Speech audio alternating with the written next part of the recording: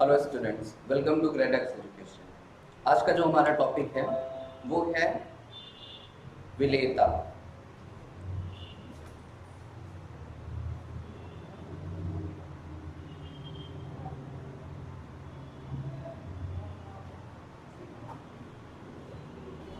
तो आज का हमारा जो टॉपिक है वो है विलेयता, सॉल्युबिलिटी। हम सॉल्युबिलिटी की बात कर रहे हैं इन चैप्टर है हमारा सॉल्यूशन चैप्टर के अंदर, विलेयन चैप्टर के अंतर्गत हम बात कर रहे हैं, विलेयता की बात कर रहे हैं। तो जब हम विलेयता की बात करेंगे, जब हम सॉल्युबिलिटी की बात करेंगे, तो हमारे दिमाग में एक बात आती है कि जो सॉल्युबिलिटी होती है वो किन किन फैक्टर्स पे डिपेंड करती है। पहले तो ये समझना पड़ेगा कि सॉल्युबिलिटी होती क्या है। तो सॉल्युबिलिटी के लिए आपको ये समझना है कि जो आपका सॉल्यूशन बन रहा है, जो विलयन आपका बन रहा है, उस विलयन में जो विलेय पदार्थ है उसकी कितनी अधिक मात्रा। सपोज करिए हमने आपको बताया था कि विलयन में दो फैक्टर्स होते हैं, एक होता है आपका विलेय और दूसरा होता है विलायक। ठीक है, सॉल्यूट और सॉल्वेंट। तो सॉल्वेंट में सॉल्यूट का कितना मैक्सिमम पार्ट डिसॉल्व हो जा रहा है किसी पर्टिकुलर टेम्परेचर पे कि वो एक सैचुरेटेड सॉल्यूशन बना। कल ही मैंने बताया था, लास्ट हमारा टॉपिक यही था कि सैचुरेटेड सॉल्यूशन क्या होता है। तो सैचुरेटेड सॉल्यूशन में हमने ये समझा था कि सैचुरेटेड सॉल्यूशन ऐसा सॉल्यूशन है कि उसमें सॉल्यूट की इतनी मात्रा डिसॉल्व होती है, इतनी ज्यादा मात्रा उसमें मिली होती है कि फर्दर उसके पास स्पेस नहीं होता है और सॉल्यूट को डिसॉल्व करने का। तो इसका मतलब ये हुआ कि एक संतृप्त विलयन में, संतृप्त विलयन की वह अवस्था, किसी विलायक संतृप्त विलयन में किसी विलायक की वह अवस्था जब वो सॉल्यूट की मैक्सिमम उसकी कैपेसिटी कितनी है डिसॉल्व करने की, सॉल्यूट को डिसॉल्व करने की, वही उस पर्टिकुलर विलायक की या उस पर्टिकुलर सॉल्वेंट की क्या कहलाती है, विलेयता कहलाती है। तो बात हम कर रहे थे किसकी, सॉल्युबिलिटी की, विलेयता की। ठीक है, तो हम लोग बात कर रहे थे विलेयता की, विलेयता बात कर रहे थे, सॉल्युबिलिटी की बात कर रहे थे। और सॉल्युबिलिटी में बात आ रही थी हमारी कि जब हम किसी विलयन की बात करेंगे, आपको ये समझना होगा कि अगर हम विलयन बात कर रहे हैं तो विलयन में हम बात कर रहे हैं किसका बेटा, तो विलायक की बात कर रहे हैं और विलेय की बात कर रहे हैं। ठीक है ना, एक हम बात कर रहे हैं विलायक की और एक हम बात कर रहे हैं विलेय की। विलायक और विलेय, विलायक क्या है, जो विलेय को अपने अंदर, विलेय की आइडेंटिटी को अपने अंदर खत्म करता है। ठीक है, तो अब क्या है कि विलेय का वो मैक्सिमम पार्ट या वो मैक्सिमम क्वांटिटी, ठीक, जो विलायक में घुल करके, किसमें, सॉल्वेंट में घुल करके क्या बना देता है बेटा, सैचुरेटेड सॉल्यूशन बनाता है।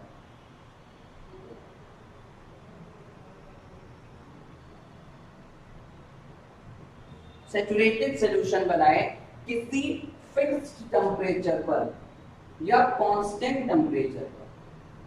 फिर से आप बात को समझिए कि एक निश्चित ताप पर एक पदार्थ के किसी विलायक में विलेयता उस पदार्थ की वह अधिकतम मात्रा है, उस पदार्थ की वह अधिकतम मात्रा है जो उस ताप पर विलायक की एक निश्चित मात्रा में खुलकर संतृप्त विलयन का निर्माण करती है। इसका मतलब बात करना है आपको सैचुरेटेड सॉल्यूशन बनाना है। और सैचुरेटेड सॉल्यूशन बनाने के लिए आपको पता है कि सैचुरेटेड सॉल्यूशन बनाने के लिए हमको ये जब बहुत बेहतर तरीके से समझना पड़ेगा कि सैचुरेटेड सॉल्यूशन तभी बन सकता है जब जो आपका सोल्यूट पार्ट है, जो आपका विलेय है, वो विलायक में पहली बात तो ये है कि पूर्णतया डिसॉल्व होना चाहिए।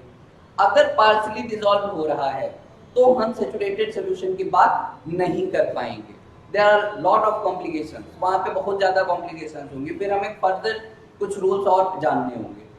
अभी के लिए आपको ये समझना जरूरी है कि अगर आप संतृप्त विलयन की बात करते हैं तो संतृप्त विलयन के लिए ये जरूरी है कि विलेय और विलायक का जो संबंध है वो इस प्रकार से होना चाहिए कि विलेय विलायक में पूर्णतया डिसॉल्व होता हो, पूर्णतया घुलनशील हो। पहली बात।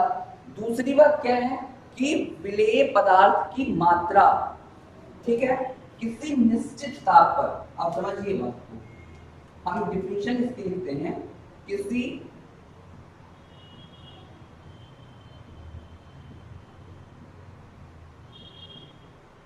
किसी निश्चित ताप पर एक पदार्थ की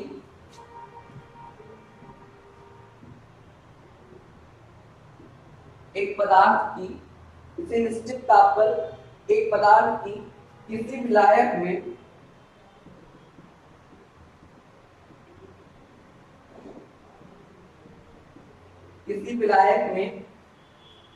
विलेयता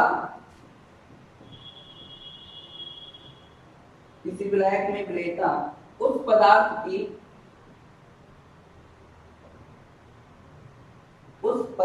की वह अधिकतम मात्रा है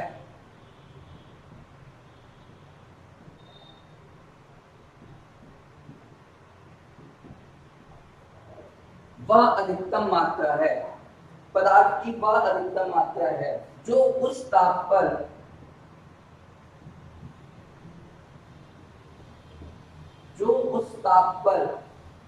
विलायक की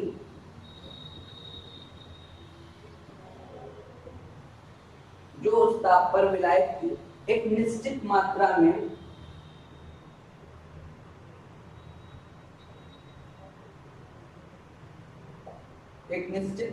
में घुलकर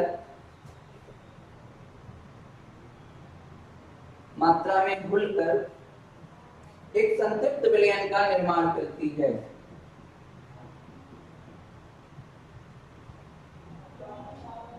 एक संतृप्त विलयन का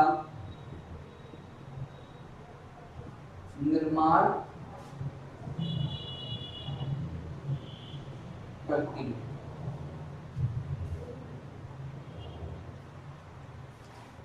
बात को समझिए,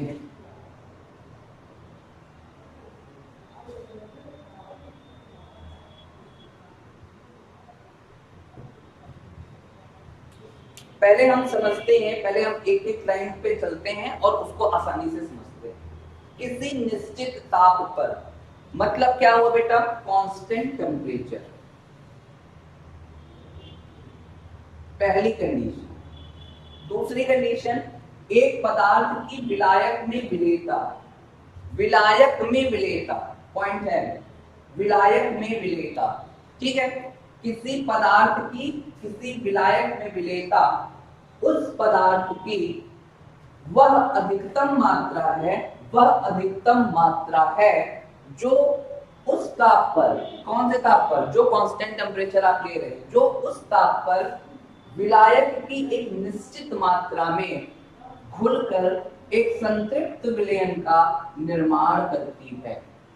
पॉइंट क्या है कि आपको बनाना है बेटा सैचुरेटेड सॉल्यूशन, और सैचुरेटेड सॉल्यूशन बनाने के लिए ये बोल रहा है कि टेम्परेचर कांस्टेंट कर लो, और टेम्परेचर कांस्टेंट करने के बाद जो आपका पदार्थ है जिसका विलयन आप विलायक के साथ मिलकर के बनाने जा रहे हो, उसकी किसी विलायक की निश्चित मात्रा में घोल दो और घोल करके कांस्टेंट सैचुरेटेड सॉल्यूशन बना लो। तो अब कांस्टेंट सॉल्यूशन बनाने में विलेय की जो मात्रा लगी, विलेय की मात्रा ही उसका क्या है? विलेयता। जैसे एग्जांपल सोचिए, हमने कहा कि शुगर और पानी, वाटर के सॉल्यूशन में, एक ग्लास वाटर में 250 ग्राम 250 ग्राम शुगर सैचुरेटेड सॉल्यूशन बनाता है। तो अब 250 ग्राम क्या है? विलेयता है। किसकी? शुगर की। किसमें? पानी। किसी निश्चित ताप पर एट अ कांस्टेंट टेम्परेचर एक पदार्थ की किसी विलायक में विलेयता उस पदार्थ की वह अधिकतम मात्रा है जो उस ताप पर विलायक की एक निश्चित मात्रा में घुलकर एक संतृप्त विलयन का निर्माण करती है। ये बात है विलेयता की संदर्भ में, ठीक है। अब एक पॉइंट यहां पे आता है कि किसी ठोस पदार्थ की विलेयता किसी ठोस पदार्थ की विलेयता किसी ठोस पदार्थ की विलेयता को प्रायः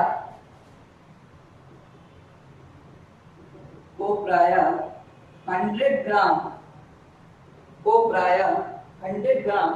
विलायक में 100 ग्राम विलायक में घुलित पदार्थ की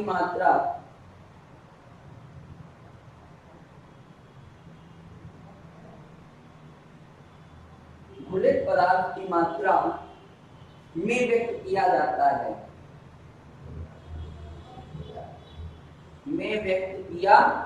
जाता है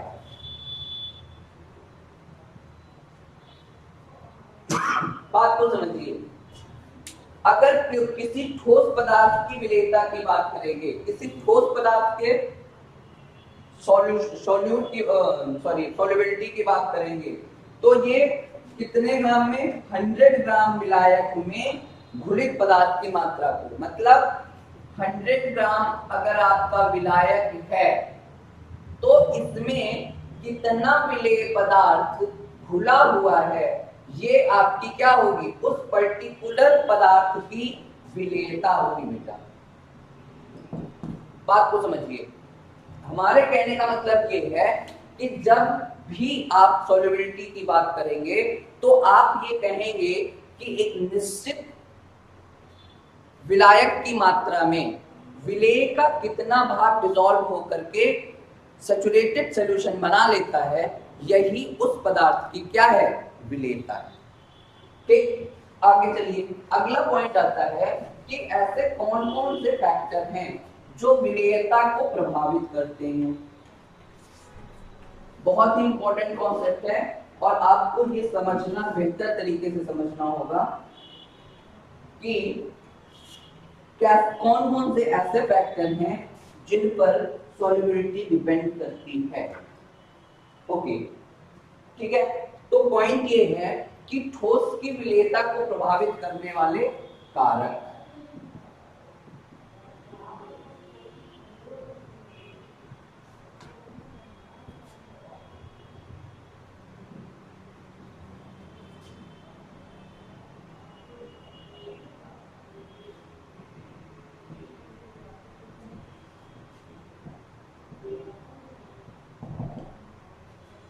ठोस की विलेयता को प्रभावित करने वाले कारक, ठीक है। तो ठोस की विलेयता को प्रभावित करने में सबसे पहला हाथ है विलेय तथा विलायक की प्रकृति। विलेय तथा विलायक की प्रकृति। अच्छा, अब आप कहेंगे कि इससे क्या फर्क पड़ता है, तो हम बताते हैं ना क्या फर्क पड़ता है। जब भी आपका कोई ऐसा पदार्थ होगा जो अपने कॉन्स्टिट्यूएंट आयंस में ब्रेक करता है, यानी अगर हम बात करें आयनिक कंपाउंड्स की बात करें, तो वो क्या होते हैं, बहुत ही आसानी से अपने कॉन्स्टिट्यूएंट आयंस में ब्रेक कर जाते हैं। ठीक है। अब जब वो ब्रेक कर जाएंगे तो उनकी सॉल्युबिलिटी क्या होती है, उनकी सॉल्युबिलिटी बढ़ जाती है। जैसे अगर हम NaCl की बात करें तो NaCl Na++Cl नेगेटिव में बना ब्रेक कर जाता है जैसे ही ये वाटर के साथ संपर्क में आता है। तो इसका मतलब क्या हुआ कि अगर आपका जो विलेय और विलायक है वो ध्रुवीय प्रकृति के हैं। ध्रुवीय प्रकृति का मतलब अपने कॉन्स्टिट्यूएंट्स पार्ट में, कॉन्स्टिट्यूएंट्स आयन में यानी केटायन और एनायन में ब्रेक कर जाना, तो ये ध्रुवीय प्रकृति है। तो ध्रुवीय प्रकृति के अगर हैं तो उनकी विलेयता अलग होगी, अगर अध्रुवीय प्रकृति के हैं तो उनकी विलेयता अलग होगी। तो पॉइंट ये आता है कि ध्रुवीय तथा ध्रुवीय पदार्थ ध्रुवीय विलायकों में आसानी से मिल जाते हैं। बिल्कुल सही बात है। अगर आपका जो विलेय पदार्थ है वो ध्रुवीय है और विलायक वो भी ध्रुवीय है, तो दोनों बहुत ही आसानी से क्या करेंगे, खुल जाएंगे। ठीक है। अच्छा, लेकिन अध्रुवीय पदार्थ ध्रुवीय में क्या होते हैं? अविलेय होते हैं। तो ये समझना होगा कि इनकी प्रकृति कैसी है। ठीक है। कहने का मतलब ये है कि यहाँ पे 2 पॉइंट आता है। पहला पॉइंट ये है कि ध्रुवीय पदार्थ ध्रुवीय विलायक में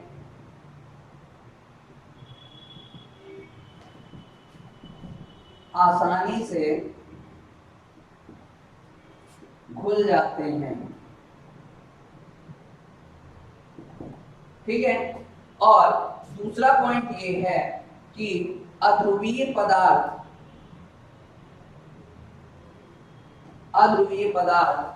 ध्रुवीय विलायकों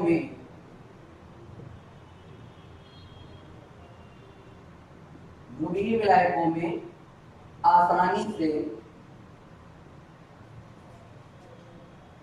नहीं घुलते हैं या अविलेय होते हैं। अविलेय शब्द ज्यादा बेहतर होगा। तो इसका मतलब ये है कि विलेय और विलायक की प्रकृति पर सॉल्युबिलिटी क्या करती है? डिपेंड करती है। पहला पॉइंट। अगला पॉइंट पे आइए। अगला पॉइंट ये कहता है कि अगर आप टेम्परेचर को इंक्रीज या डिक्रीज करोगे तो विलेयता पर प्रभाव पड़ेगा। क्यों पड़ेगा? उसका रीजन पहले समझिए। रीजन ये कहता है कि जब भी कोई कंपाउंड बनता है, जब भी कोई पदार्थ बनता है तो उसमें क्या होता है? बंध बनता है। और जब आप टेम्परेचर देते हो तो बंध के टूटने की संभावना बहुत अधिक होती है। सपोज करो कि आपका कोई HCl है, सपोज करिए आपने HCl ले लिया, तो ये बना H सिंगल बॉन्ड Cl, ऐसा समझ लीजिए। अब क्या होगा कि इस पर्टिकुलर बॉन्ड की एक बॉन्ड एनर्जी होगी। बॉन्ड एनर्जी का मतलब क्या है? कि बंध की ऊर्जा। और ये बंध की ऊर्जा जितनी होगी, अगर उतनी एनर्जी इसको दे दिया जाए तो ये बंध क्या होगा? टूट जाएगा। और जब ये टूट जाएगा तो क्या कर जाएगा? फिर ये आसानी से डिसॉल्व कर जाएगा। तो इसका मतलब ये हुआ कि टेम्परेचर पे सॉल्युबिलिटी बहुत ही बेहतरीन तरीके से, यानी बहुत ही आसानी से सॉल्युबिलिटी इंक्रीज या डिक्रीज कर जाएगी अगर आप टेम्परेचर को इंक्रीज या डिक्रीज करोगे। ठीक है। तो ये तो बात हुई समझाने की। बाकी अगर आप पॉइंट वाइज लिखना चाहते हैं तो उसके लिए ये है कि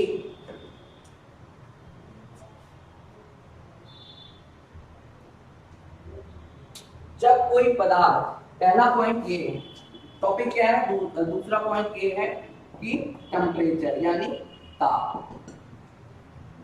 पहला पॉइंट ये कहता है कि जब कोई पदार्थ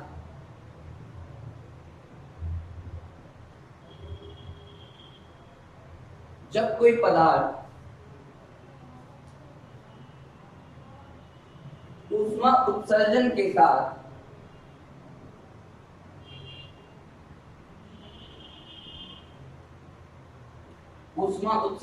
साथ घुलित होता है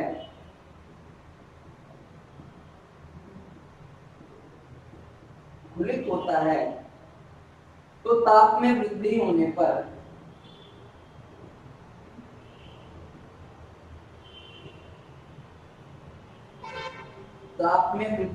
पर उसकी विलेयता घटती है।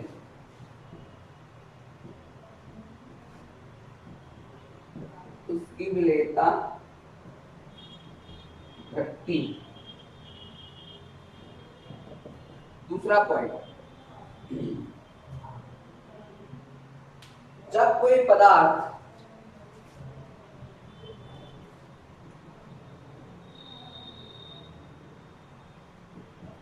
ऊष्मा उत्सर्जन के साथ ऊष्मा उत्सर्जन कर लिया ना, अवशोषण, ऊष्मा अवशोषण के साथ घुलित होता है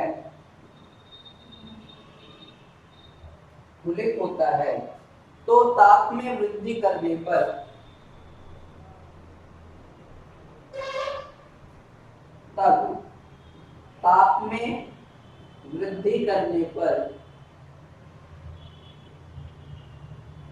ताप में वृद्धि करने पर उसकी विलेयता में वृद्धि होती है,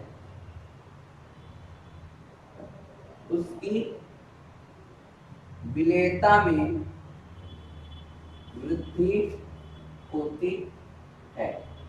पॉइंट पे आइए, हमने कहा कि टेम्परेचर पे विलेयता डिपेंड करती है, तो यहाँ पे दो पॉइंट निकल करके आया। पहला पॉइंट ये कहता है कि अगर कोई पदार्थ ऊष्मा उत्सर्जन के साथ घुलित होता है, मतलब जब वो घुल रहा है तो ऊर्जा रिलीज हो रही है, एनर्जी रिलीज हो रही है, तब ऐसी स्थिति में अगर आप टेम्परेचर बढ़ाते हैं तो जो विलेयता होगी वो क्या हो जाएगी, कम हो जाएगी। पहली बात। दूसरी बात कहता है कि अगर घुलित पदार्थ, जो पदार्थ आप विलायक में घोल रहे हैं, अगर वो घुलते समय ऊष्मा का अवशोषण करता है तो ऐसी स्थिति में टेम्परेचर बढ़ाने पर विलेयता क्या होती है, विलेयता बढ़ जाती है। तो ये दो पॉइंट थे, ठीक है, और इन्हीं दोनों पॉइंट पे आपका डिपेंड करता है विलेयता। अब समझिए हम आपको क्या बताना चाह रहे थे। हम आपको कह रहे थे कि जो विलेयता होती है, पहले तो वो समझिए कि विलेयता है क्या। क्वेश्चन क्या आता है, क्वेश्चन आता है बोर्ड एग्जाम में कि विलेयता से आप क्या समझते हैं, विलेयता से आप क्या समझते हैं। इसे प्रभावित करने वाले कारकों पर प्रकाश डालिए। अब अगर ये क्वेश्चन आ गया तो आपको करना क्या है, सबसे पहले आपको समझाना है कि विलेयता होती क्या है। विलेयता होती है कि किसी विलेय पदार्थ की वह निश्चित मात्रा या वह मात्रा जो विलायक के एक निश्चित मात्रा में घुल करके संतृप्त विलयन का निर्माण करता है किसी निश्चित ताप पर, वो क्या होता है, विलेयता होता है उस पदार्थ की। अच्छा, अब कहता है कि विलेयता को प्रभावित कौन करता है, तो विलेयता को मुख्यतः दो चीजें प्रभावित करती है। पहला प्रभाव पड़ता है विलेय और विलायक की प्रकृति पर। प्रकृति क्या है, नेचर क्या है, नेचर है कि वो ध्रुवीय है या अध्रुवीय है। आपको भी ये पता है कि ध्रुवीय विलायक ध्रुवीय विलेय को ही घुलित करते हैं और अध्रुवीय विलायक अध्रुवीय विलेय को घुलित करते हैं। इसका मतलब ये है कि जो आप विलयन बनाते समय आपको ये ध्यान जरूर रखना पड़ेगा कि जो, इसी को हमने पहले भी बोला कि अगर आपका विलयन विलायक में पूर्णतया घुलित नहीं है तो आप सॉल्युबिलिटी की बात नहीं कर पाएंगे। क्यों? क्योंकि हमें संतृप्त विलयन बनाना है और संतृप्त विलयन के लिए ये जरूरी है कि विलेय विलायक में पूर्णतया घुलित हो। ठीक है, अगली बात ये कही कि विलेय और विलायक की प्रकृति पर निर्भर करता है। तो विलेय और विलायक की अगर सेम प्रकृति है तो उनके बीच का जो विलयन होगा वो संतृप्त विलयन बनने की संभावना ज्यादा होती है। अगर उनकी प्रकृति अपोजिट होगी, अलग अलग होगी, तो ऐसा नहीं है कि विलयन नहीं बनेगा। कई टाइप के विलयन बनते हैं, विलयन बनेगा पर संतृप्त विलयन बनने की संभावना बहुत कम रहती है। तो ऐसी स्थिति में आप विलेयता की बात नहीं कर पाएंगे। अगला पॉइंट कहता है कि टेम्परेचर पे डिपेंडेंसी बहुत ज्यादा है।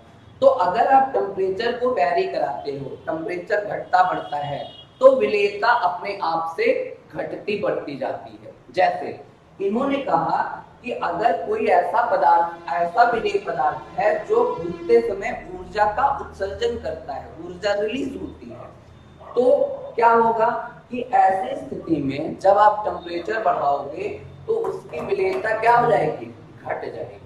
और वहीं दूसरी तरफ अगर घुलित पदार्थ ऊष्मा का अवशोषण करते हुए घुलता है तो ताप में वृद्धि करने पर उसकी विलेयता क्या होती है, बढ़ जाती है। तो इतनी सी बात थी विलेयता के बारे में।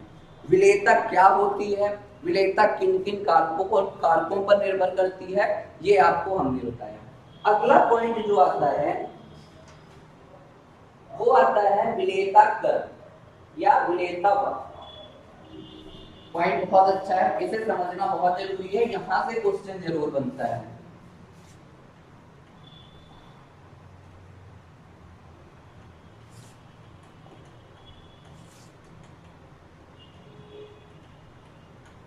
ठीक है, विलेयता वक्र, सॉल्युबिलिटी कर्व।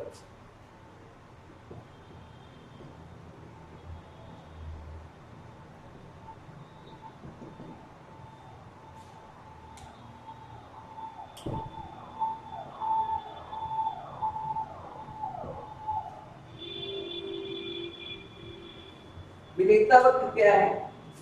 विलेयता वक्र है किसी लवण की विलेयता पर ताप के प्रभाव को। अच्छा, इसका मतलब है कि अगर आप सॉल्युबिलिटी और टेम्परेचर के बीच में ग्राफ खींचेंगे, ठीक है, किसके किसके बीच में? सॉल्युबिलिटी और टेम्परेचर के बीच में, विलेयता और टेम्परेचर के बीच में।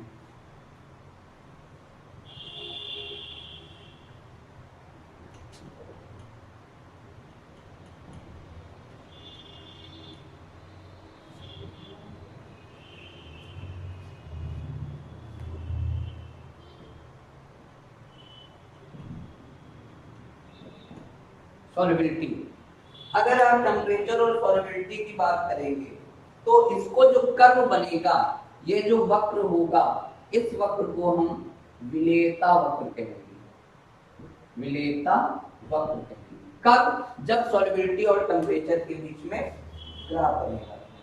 अब ये दो तरीके से बनता है। पहली बात तो विलेयता वक्र क्या है? तो विलेयता व ताप के बीच, ताप के मध्य बने वक्र को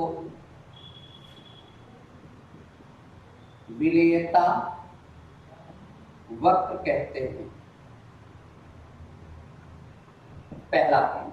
अगला पॉइंट है कि ये दो तरीके का होता है। पहला पॉइंट तो ये हुआ कि जब आप सॉल्युबिलिटी और टेम्परेचर के बीच में ग्राफ प्लॉट करेंगे तो जो कर्व बनेगा वो आपका होगा क्या? विलेयता वक्र होगा। इसके लिए पदार्थ की प्रकृति पर निर्भरता बहुत ज्यादा है। डिफरेंट टाइप के पदार्थ पर, डिफरेंट टाइप के पदार्थों के विलेयता वक्र अलग अलग होगा। अगला पॉइंट है कि इसमें दो तरीके का बनता है। एक बनता है पहला सतत विलेयता वक्र, पहला बनेगा सतत विलेयता वक्र और दूसरा बनेगा असतत विलेयता वक्र। Continuous solubility curve and discontinuous solubility curve, ठीक है।